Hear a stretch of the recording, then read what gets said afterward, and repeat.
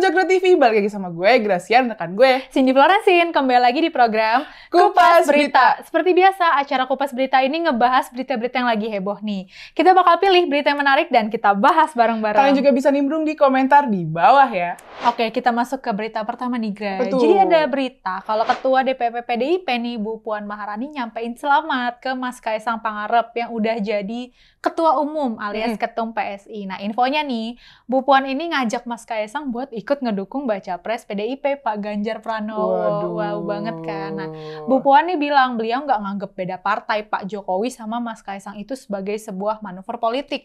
Ya biasa-biasa aja katanya kalau semisal Mas Kaisang nih jadi Ketum PSI. Waduh, berarti berita simpang siur kemarin tuh kan di sosmed ada tuh soal Bu Megawati sama Pak Hasto yang marah-marah gitu. Itu nggak bener kah? Soalnya kan kayak sempat ada gitu ya videonya katanya mereka marah-marah. Wow. Kita mau ngasih tahu juga sebenarnya bingung karena udah di take down kontennya. Udah Jadi panik nih. ya udahlah, nggak usah dikasih tahu ya. Nah, no comment sih, tapi sepertinya tidak benar ya. Tapi memang mayoritas dari partai elit ini nih ngedukung Mas Kaisang kok, gitu. Nggak ada yang marah-marah, nggak ada yang naik pitam gitu. Jadi chill gitu.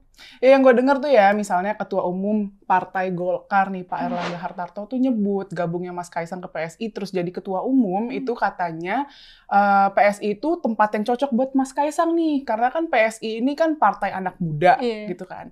Bahkan ya beliau juga bilang kalau gabungnya Mas Kaisang ini bakal berdampak positif. Bahkan infonya nih, PAN juga berharap Mas Kaisang dukung Pak Prabowo lah.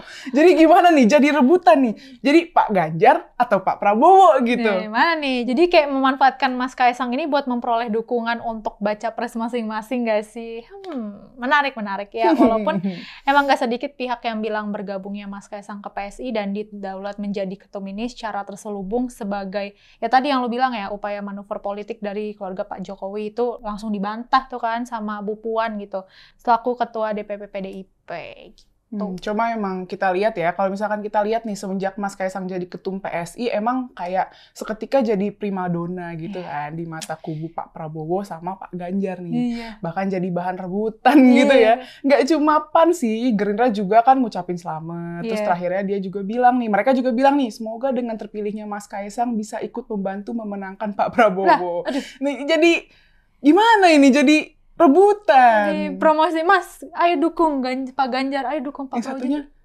Satunya Pak Ganjar, satunya Pak Prabowo gitu. Nah, Mas Kaisang nih nanggepin akhirnya tuh kerjasama dari nggak cuma PDIP ya, tadi dari PAN, dari Gerindra gitu-gitu buat berkoalisi sama PSI dukung Pak Ganjar nih. Katanya PSI ini sebenarnya terbuka buat semua partai dan mungkin berpeluang menerima kerjasama itu asal nih ada win-win solution. Jadi nggak win-lose atau lose-win katanya, dan saling bersinergi lah katanya gitu. Menarik sih ini ya.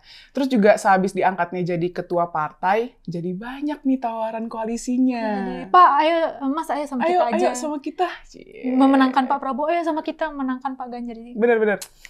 Jadi gimana nih Mas Kaisang, mau berkoalisi dengan Pak Ganjar atau Pak Prabowo nih? Yang mana nih? Aduh. Yang jelas koalisinya sama calon pemimpin yang bener ya Mas ya, merakyat dan bisa kerja.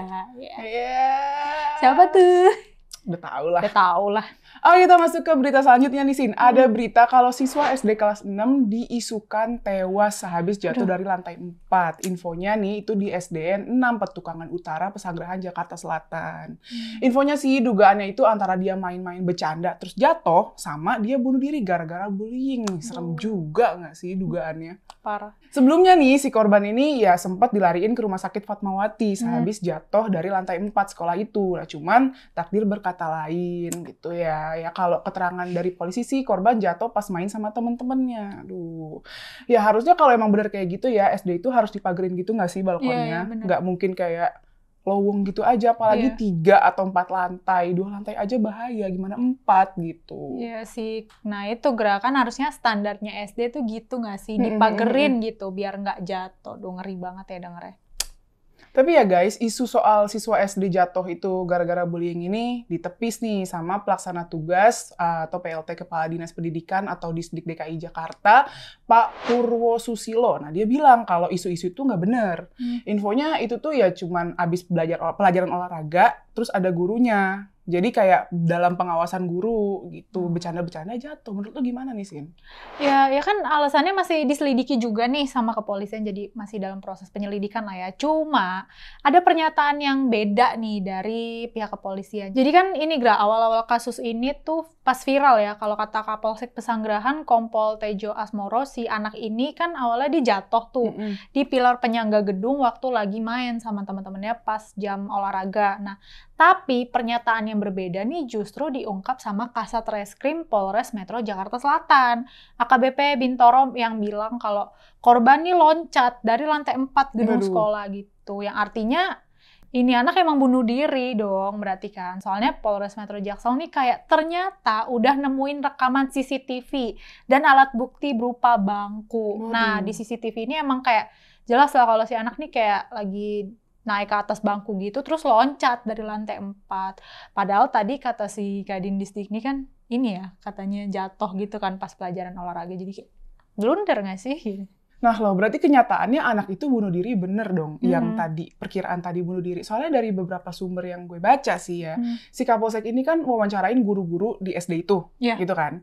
Ya mereka ngakunya anak ini gak dibully kok, gitu kan. Terus, kayak Kapolseknya juga bilang ini, nggak ada bullying sementara ini gitu. Kami udah tanya-tanya, nggak ada bullying lah, nggak ada bully-bullyan di sekolah, apalagi masih anak SD gitu. Kayak Pak, tolong ya, ini kata Federasi Serikat Guru Indonesia nih atau FSGI nih, per Januari sampai Agustus 2023, nyatet kasus bullying paling banyak itu terjadinya di SD sama di SMP. Dengan masing-masing persentasenya itu 25%. Nah, loh. Anda masih bilang SD nggak bisa jadi pelaku bullying? Bisa, Pak. Bisa. Capek banget. Nggak tahu lah, masih percaya siapa lagi gitu. Masih percaya siapa lagi nih kita nih. Sumpah sih, jujur pas Bapak yang ngomong gitu, gue to be honest agak kesel gimana gitu ya. Kesannya kayak ngerendahin banget gitu nggak sih? Soalnya nih Gra, pernyataan beda nih, yang berbeda nih justru juga dilontarin sama paman korban, yaitu Jafar Mursahid, yang bilang tewasnya anak ini emang karena loncat, bukan jatuh gitu loh. Jadi emang karena pure bunuh diri gitu. Jafar juga bilang kalau udah ada kok temennya yang berusaha mencegah dia, kayak narik itu loh, jangan sampai si anak ini naik bangku itu. Tapi katanya berdasarkan rekaman CCTV ya bangku itu tetap diambil lagi dan ditaruh di pojok tembok gitu. Terus akhirnya dia naik dan dia loncat gitu. Nah, pamannya ini ngaku korban ini nih orangnya, anaknya sangat menghargai privasi atau harga diri lah. Jadi ibaratnya kalau disentuh dikit aja dia kayak langsung marah. Terus karena entah masalah apa ya, akhirnya si anak ini dinasehatin nih sama gurunya kan. Nah pas sudah dinasehatin, dia ke kamar mandi katanya. Terus tiba-tiba pas keluar udah kayak jerit-jerit gitu. Aduh, sedih banget ya. Menurut gue sih ya, ini nggak tahu kenapa ya, pasti ada sesuatu yang ngeganjel juga nih di anak ini. Dan nggak kenotis gitu sama orang-orang sekitar gitu, entah kesehatan mental kah gitu. Karena gue percaya sih di umur anak yang masih 12 atau 13 tahun ini kan kayak mau masukin masa remaja gitu. Dan otomatis kayak lagi labil-labilnya gitu. Jadi kalau ada masalah sedikit bawaannya pasti mellow, labil, galau gitu-gitu kan ya. Kalau menurut lo gimana? Karena memang anak umur segitu tuh kayak masih gimana ya, masih labil dan belum tahu cara ngadepin masalah gimana gitu. Benar-benar gue setuju sih. Dan ini berkaitan ya guys sama peran guru sebagai pengganti orang tua gitu di sekolah.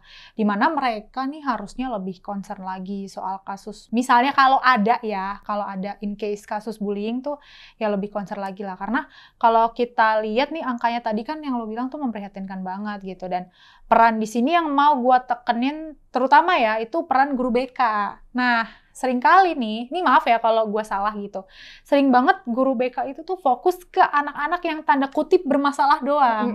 Padahal masih banyak anak yang harus dirangkul dan didengar lah ceritanya, keluh kesahnya kak gitu, lebih peka lagi lah, apalagi soal ya bullying ini yang lagi marak-maraknya gitu loh.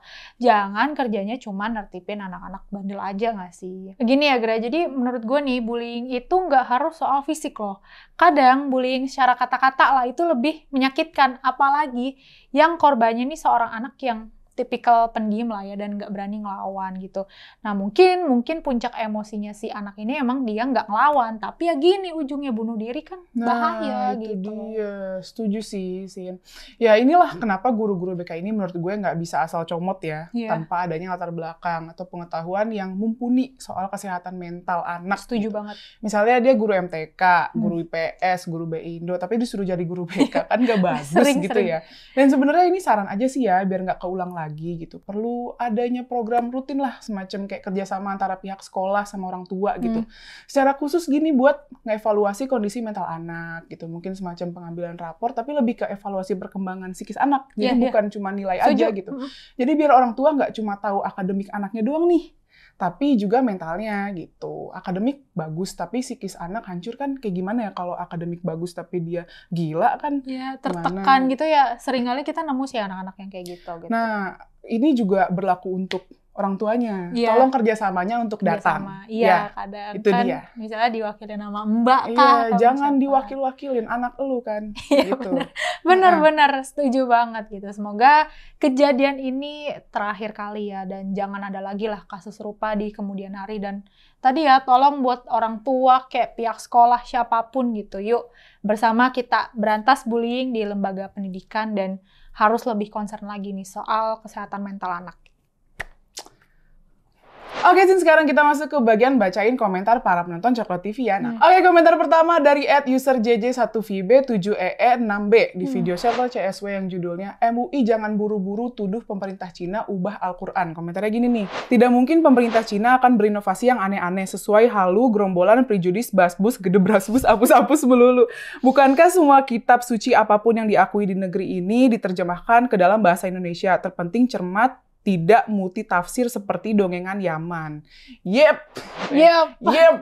Inilah bener sih kata Kariska ya. Kalau lihat kontennya ya, tunggu dulu, sabar dulu. Toh itu kan cuma diterjemahin nih ke Cina nih. Intinya mah sabar dulu deh, jangan apa-apa. Gak setuju, apa-apa, gak bisa.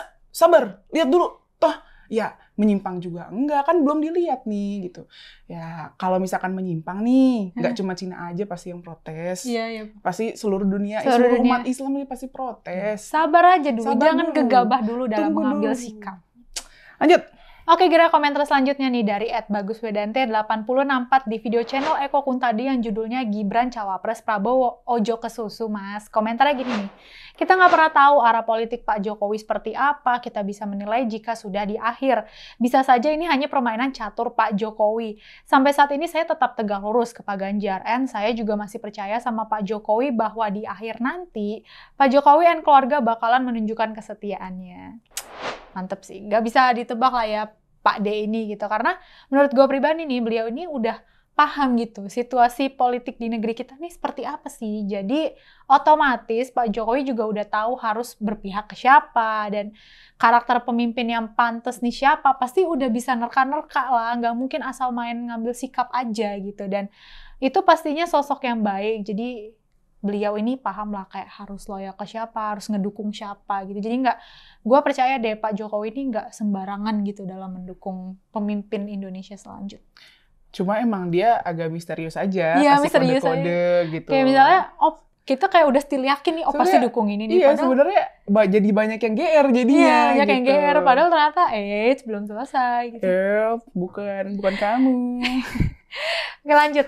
Oke, komentar selanjutnya dari Foodjester4067 di video Kupas Berita yang judulnya Wadidaw, kecewa sama Prabowo, PA212 bakal golput. Komentarnya gini nih, sebenarnya tidak pengaruh mau PA212 dukung salah satu calon, golput, pura-pura golput, biar salah satu calon tidak drop pamornya akibat ketahuan terafiliasi dengan kelompok mereka, ataupun mau salto jungkir balik sekalipun. Yang penting yang waras tetap gas terus dan jangan kasih kendor. Mantap. Ya gimana ya? Ya, tapi gue juga bertanya-tanya sih sebenarnya sekarang. Berarti ini orang-orang ini udah nggak ada tempat gitu ya buat panggung, mereka. Kayak udah nggak ada yang peduli gak sih mereka mau kemana. Yang penting mah yang waras gas terus. Lanjut, terakhir. Oke, komentar selanjutnya dari @Immanuel Siregar7795 di Gagasan Uki yang judulnya Kaisang Bikin Kaget. Komentarnya gini nih, walau coba dikerdilkan atau dikecilkan oleh kelompok tertentu, rakyat tetap menyukai karakter keluarga besar Jokowi. Karena visi mereka besar, luas, dan mendarat ke seluruh rakyat Indonesia tanpa sekat kelompok. Maju terus demi Indonesia. Mantap nih. Keluarga Pak Jokowi ini emang punya karisma gak sih? Lo ngerasa gak sih? Kayak gimana gitu, berwibawa gitu. Apalagi Pak Jokowi ini udah dihina segitu parahnya masih tetap sabar, senyum. Satu keluarga tuh bener-bener definisi family goals nggak sih? Rendah hati banget sih gue lihat, kayak keren lah pokoknya. Jadi walaupun yang kemarin tuh yang dia dihina-hina itu beliau gitu kayak sama yang itu Onana. Yang Onana. Tapi tetap senyum. Sabar. Kayak emang ya gue ngelihat Ibu Iriana juga ya kayak apa ya, kayak rendah hati gitu loh. Vibes-nya positif. Vibes-nya positif gitu loh. Jadi mantap lah.